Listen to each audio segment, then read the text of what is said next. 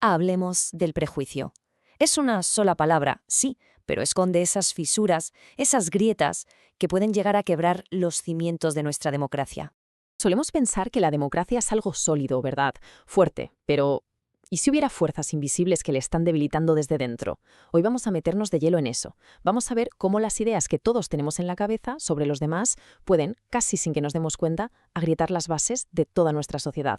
Y el punto de partida de todo es este, el prejuicio social. Pensemos un momento. Son esas ideas que nos formamos sobre otras personas sin conocerlas de verdad, basándonos solo en etiquetas, en estereotipos. Es como un atajo mental que toma nuestro cerebro, pero es un atajo que puede tener unas consecuencias enormes para todos.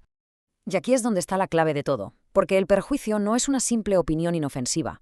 Como vemos aquí, ataca directamente al corazón de la democracia, a la igualdad, a la participación y al respeto. O sea, no es un problema secundario, es una amenaza directa al sistema que nos ampara.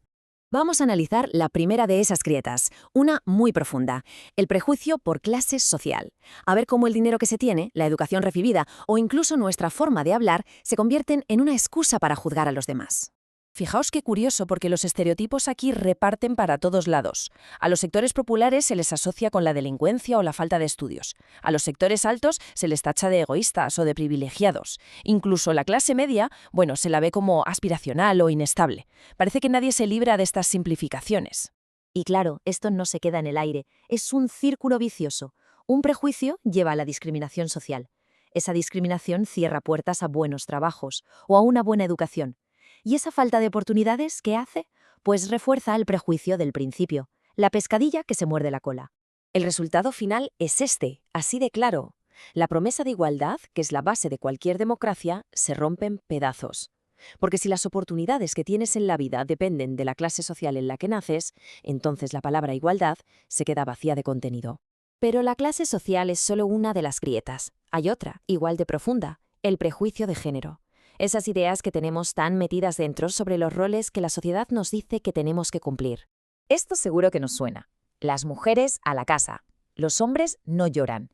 Son como cajas en las que se nos intenta meter desde que nacemos. Moldes que al final limitan el potencial y la libertad de todo el mundo, da igual el género. Y este gráfico lo deja clarísimo. Una de las consecuencias más tangibles es esta, la brecha salarial. Muestra cómo, por hacer el mismo trabajo, los hombres suelen percibir un salario mayor que las mujeres. Es una desigualdad que se puede contar, que se puede medir en euros. Pero la brecha salarial es solo la punta del iceberg. El problema es mucho más grande. Hay menos oportunidades de ascenso para las mujeres, un reparto de las tareas del hogar que casi siempre se inclina para el mismo lado y, en el extremo más terrible, la violencia de género. Cada uno de estos puntos es un eslabón de la misma cadena. Y con esto volvemos al meollo de la cuestión. Cuando más de la mitad de la población no puede participar en igualdad de condiciones, el motor de la democracia se oxida, se gripa. Una sociedad que funciona a medio gas no es una sociedad sana, y una democracia, desde luego, no puede permitirse ese lujo. Bien, y llegamos a una tercera área que es enorme y compleja, el prejuicio por la identidad. Aquí vamos a hablar de orientación sexual y de origen cultural, y aunque son cosas distintas, vamos a ver que el mecanismo de exclusión que provocan es dolorosamente parecido. Esta comparativa es muy reveladora. Por un lado, vemos cómo la discriminación por a quien amas se traduce en exclusión, en acoso, a veces incluso en violencia. Por otro lado, el prejuicio por la cultura de alguien lleva al rechazo de sus tradiciones, a la discriminación de inmigrantes y a esa idea tan peligrosa de que hay culturas superiores. Las formas cambian, pero el resultado, la exclusión, es el mismo. El ataque al final va directo a los cimientos de nuestra convivencia. Por un lado, se rompe la igualdad ante la ley, y por otro, se derrumba la libertad individual, la libertad de ser, de amar, de creer.